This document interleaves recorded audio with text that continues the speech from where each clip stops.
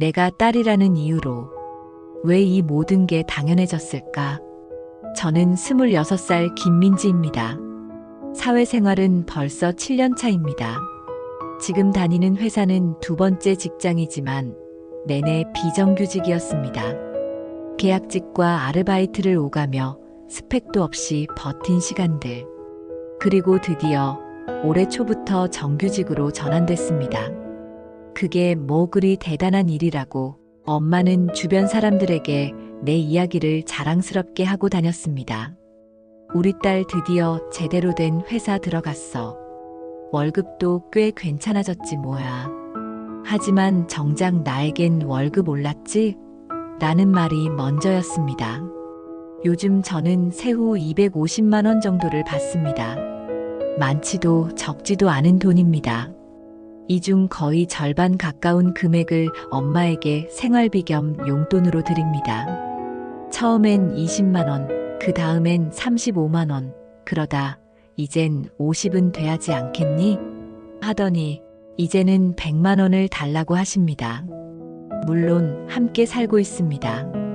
그래서 처음엔 당연히 생활비는 내야 한다고 생각했습니다. 내가 먹고 자고 쓰는 만큼 그 대가는 치르는 게 맞다고도 생각했죠. 그런데 이상하게 고마움으로 시작한 마음이 언제부턴가 의무가 되더니 이젠 빚진 마음처럼 무겁게 짓누르고 있습니다. 엄마는 자주 말합니다. 나는 너 대학도 못 보내고 해준 것도 없는데 생활비라도 도와줘서 얼마나 고마운지 몰라. 말은 그렇게 하시면서도 정말 고맙게 생각하는 게 맞는지 모르겠습니다. 다음 주까지 그 돈 부탁할게. 병원비가 좀 나왔거든. 아, 이번엔 약값도 좀 더 들었어. 그 말을 들을 때마다 저는 속으로 몇 번이나 계산기를 두드립니다. 병원비가 얼마나 나왔는지, 남은 잔액은 얼마나 되는지, 내 적금은 깨지 않아도 되는지, 매달 드리는 생활비 외에 갑자기 돈을 요구하기도 합니다. 처음엔 돈이 필요하니 어쩔 수 없지 않은 생각을 했습니다. 20대 초반 월급을 받았을 땐 정말 기쁜 마음으로 드렸습니다. 아무것도 바라지 않는 엄마에게 처음으로 자식 노릇하는 것 같아 뿌듯했었죠. 하지만 그게 몇 번 쌓이자 고마워하던 말은 점점 사라지고 엄마는 그저 다음 금액을 정해주는 사람이 되어버렸습니다. 이번 달엔 60으로는 부족할 것 같아. 70은 돼야 하지 않을까? 저번에 약은 수당 나왔다며? 그럼 이번엔 조금 더 줄 수 있겠네? 그렇게 금액이 조금씩 올라갔습니다. 엄마는 내가 얼마나 피곤한 하루를 보내는지, 내가 얼마나 숨 돌릴 틈 없이 아등바등 살고 있는지 알려고 하지도 않았습니다. 어느 날은 퇴근길, 그날따라 유독 허기지고 속이 쓰려서 지하철역 편의점에서 컵라면 하나를 집어들었습니다. 그런데 그 돈마저 아깝다는 생각이 들었습니다. 빨리 집에 가서 있는 밥 먹어야겠다는 생각을 했습니다. 친구 생일도 마찬가지였습니다. 예전 같으면 작은 케이크라도 사서 함께 웃었을 텐데 요즘은 그냥 조용히 톡 하나 보내는 게 다입니다. 생일 축하해. 많이 웃는 하루 되길. 그 뒤에 미안하다는 말은 붙이지도 못했습니다. 저 자신이 너무 비참해지는 것 같습니다. 보고 싶던 전시회도 못 갔습니다. 입장료가 15,000원인데 그 돈이 지금의 저한테는 너무 큰 돈입니다. 다음 달에 여유 생기면 가야지라는 말로 스스로를 달랬습니다. 하지만 그 다음 달은 아직 오지 않습니다. 매번 다른 이유로 돈은 새어나가고 엄마는 여전히 기회만 있으면 저한테서 돈을 달라고 하십니다. 이제는 미안해하는 기색도 없이 당연하듯 말씀을 하시네요. 가끔은 제가 엄마를 위해 열심히 앵벌이하고 있다는 생각마저 듭니다. 내 생활도 없고 오로지 한 푼이라도 아끼려고 동동거리는데 통장에 남는 돈은 없고 허탈하고 기운 빠질 때가 한두 번이 아닙니다. 엄마는 나를 어떻게 생각하고 있는 걸까? 이 질문이 요즘 나를 괴롭힙니다. 아직 젊은 엄마인데 엄마는 왜 아르바이트라도 할 생각을 안 하실까요? 억울하고 불공평하다는 생각이 들기도 합니다. 어느 날 너무 답답한 마음에 친구에게 조심스럽게 털어놨습니다. 나 요즘 생활비 때문에 너무 힘들어. 엄마가 고맙다고는 하지만 계속 금액을 올리시고 이젠 그게 당연한 것처럼 생각하시는 것 같아. 친구는 거침없이 저한테 쏟아냈습니다. 야, 그건 사랑이 아니라 착취야. 엄마가 진짜 널 아끼면 그 돈 모아서 내 결혼 자금이라도 만들고 있어야 해. 넌 아직 겨우 20대 중반이야. 인생 시작도 안 했는데 너는 너무 지쳐 있어. 우리 엄마는 지금 5년째 요양보호사 하고 계시잖아. 요즘 간병이나 요양보호사 아이돌 봄 서비스 같이 엄마들이 할 수 있는 일들이 얼마나 많은데 너희 엄마 너무 뻔뻔스러운 것 같아. 우리 엄마는 내가 드리는 용돈으로 적금 통장 만들었더라. 나 결혼 자금 마련하는 건지 엄마 노후 자금 마련하는 건지 모르겠지만 처음엔 그 말들이 너무 불편했습니다. 마치 내가 엄마를 욕하는 사람이 된 것 같았고 불효자식이라는 딱지를 내가 스스로 붙인 것 같았습니다. 하지만 냉정하게 스스로에게 물었을 땐 솔직히 인정할 수밖에 없었습니다. 그 친구 말이 맞다는 걸. 엄마는 아직 50대 중반입니다. 몸도 정정하고 예전엔 마트에서도 일하셨고 사무실에서 격리일도 보셨었죠. 그런데도 일자리를 알아보지도 않고 심지어 일할 생각조차 없다고 단호하게 말씀하십니다. 이 나이에 누가 날 써줘? 이제 좀 쉬면 안 돼? 너도 다 컸는데. 그 말을 들었을 때 가슴이 무너졌습니다. 그 말은 곧 이젠 내가 책임져라는 뜻처럼 들렸습니다. 엄마는 지금 내 월급을 이 집의 고정 수입으로 생각하고 있습니다. 내가 돈을 벌기 시작했으니 이제 그 돈을 가져다 쓰는 게 자연스럽다고 느끼시는 것 같았습니다. 그리고 나는 그 시선을 벗어날 수 없습니다.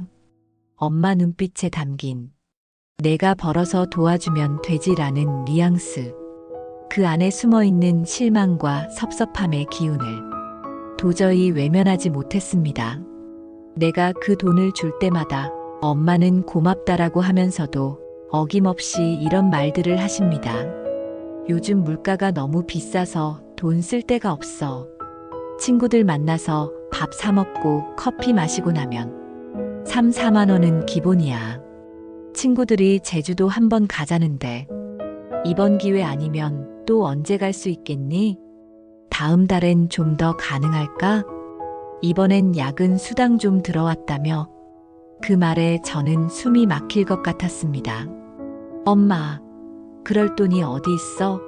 라는 말을 꺼내려다가도 내가 너무한가? 이 말 꺼냈다가 엄마가 실망하면 어쩌지? 그 생각에 삼켜버립니다.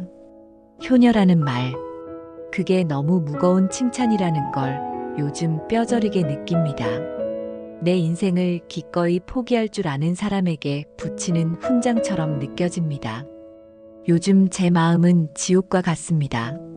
친구들은 월급을 차곡차곡 모아서 내 집 마련을 준비하기도 하고 어떤 친구들은 시드머니를 모아서 경매 투자를 하기도 합니다. 그런데 저는 돈이 모일 틈이 없습니다.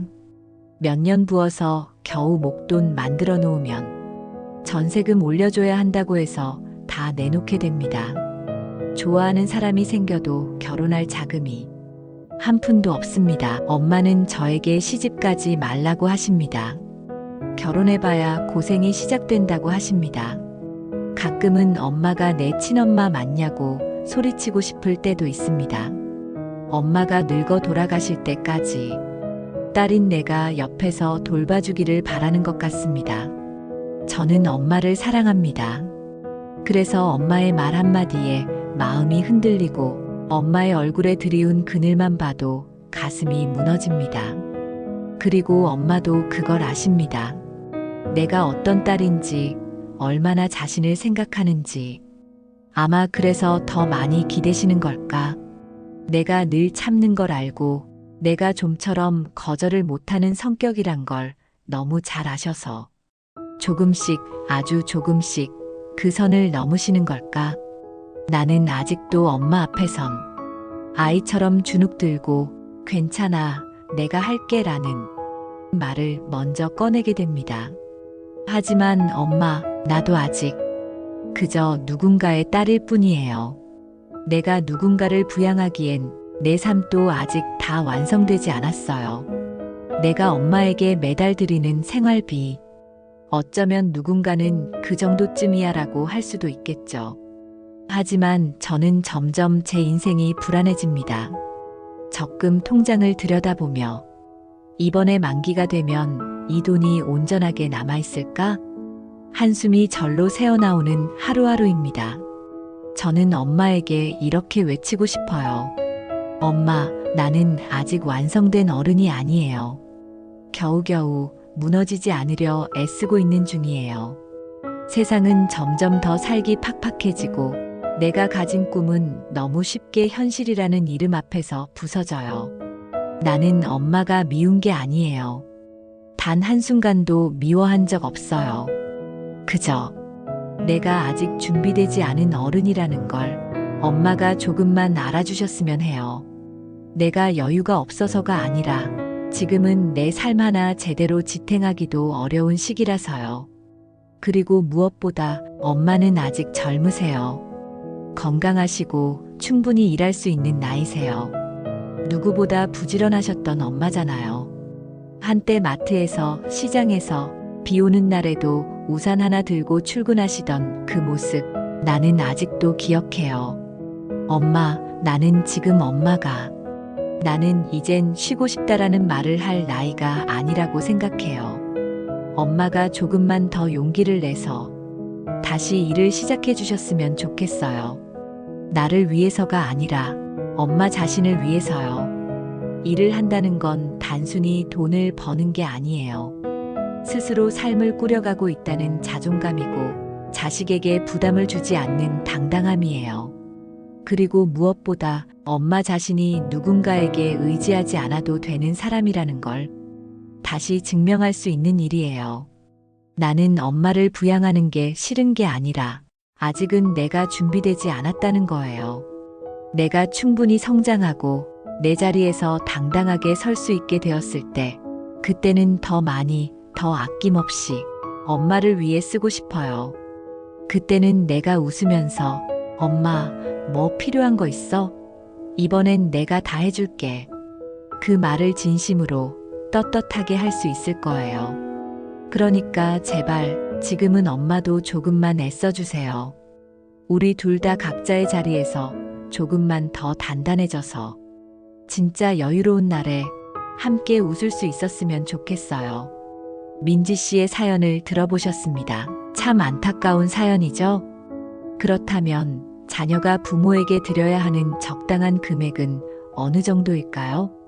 사실 이 질문에는 정답이 없습니다. 모든 가정의 사정이 다르고 부모님의 건강 상태나 자녀의 수입 수준, 함께 사는지의 여부 등에 따라 달라질 수밖에 없으니까요. 하지만 그럼에도 불구하고 일반적인 기준선은 어느 정도 생각해 볼 수 있습니다. 먼저 부모님이 아직 경제 활동을 하고 계시다면 그 자체로 자녀가 생활비를 드려야 할 의무는 크지 않습니다. 단지 감사의 마음을 표현하는 차원에서 매달 10만 원에서 30만 원 정도 소액의 정기적인 금액이면 충분합니다. 적은 금액이라도 마음을 담는 것이 더 중요하니까요. 만약 부모님과 함께 살고 있고 자녀가 집에서 함께 살면서 직장 생활을 하고 있다면 40만 원에서 50만 원 정도가 적당하지 않을까요? 자취를 하는 대신 집에 머무르며 내는 생활비라고 생각하면 이해가 쉬울 거예요. 부모님이 별다른 수입이 없고 자녀가 실질적인 가족의 경제적 중심이 되어 있는 경우라면 100만 원 이상을 드릴 수도 있습니다. 다만 이때도 자녀의 수입 수준과 본인의 미래 계획, 예를 들면 결혼 자금이나 내 집 마련 같은 계획들을 함께 고려해 무리가 되지 않는 선에서 조율하는 것이 중요합니다. 또한 기념일은 꼭 챙기되 과도한 부담이 되지 않도록 조절하는 것이 좋아요. 명절이나 생신, 어버이날처럼 의미 있는 날에 10만 원에서 20만 원 내외로 감사의 마음을 표현하면 충분합니다. 선물이나 외식으로 마음을 나누는 것도 좋은 방법이 될 수 있습니다. 하지만 그 어떤 금액보다 더 중요한 건 서로의 감정을 존중하는 대화입니다. 금액이 많고 적음보다도 어쩔 수 없이 줘야 하니까 준다는 감정이 관계를 서서히 상하게 만들 수 있다는 걸 기억해야 합니다. 작은 금액이라도 그 안에 진심과 고마움이 담겨 있다면 오래도록 따뜻하게 이어질 수 있습니다. 당연한 돈이 아니라 서로의 마음이 오가는 관계. 그게 부모 자식 간의 가장 건강한 경제적 거리 아닐까요? 물론 자녀가 정말 잘 벌고 있다면 특별한 날에 몇백만 원을 드릴 수도 있겠지요. 부모 자식 관계에서도 서로의 사정을 헤아리는 마음이 중요하다고 생각합니다. 어쩌면 지금 이 순간 당신의 딸이 혹은 당신의 부모가 민지 씨와 같은 마음으로 하루를 보내고 있을지도 모릅니다. 사랑이라는 이름으로 참고 견디고 아무 말 없이 매달 돈을 보내고 있고, 그리고 고마워라는 말 한마디로 자녀에게 받는 돈이 당연하다고 여기는 사람. 그 둘 사이에는 서로가 느끼는 한숨과 비굴함이 있습니다. 우리는 종종 가족이니까라는 말에 기대어 서로의 삶을 너무 쉽게 침범하곤 합니다. 하지만 가족이라고 해도 그 경계엔 존중이라는 이름표가 붙어 있어야 하지 않을까요? 당신은 어떻게 생각하시나요? 부모에게 드리는 돈은 마음의 표현일까요? 아니면 당연한 의무일까요? 혹시 지금 우리의 누군가도 조용히 이런 질문을 품고 살고 있지는 않을까요? 여러분의 이야기를 댓글로 들려주세요.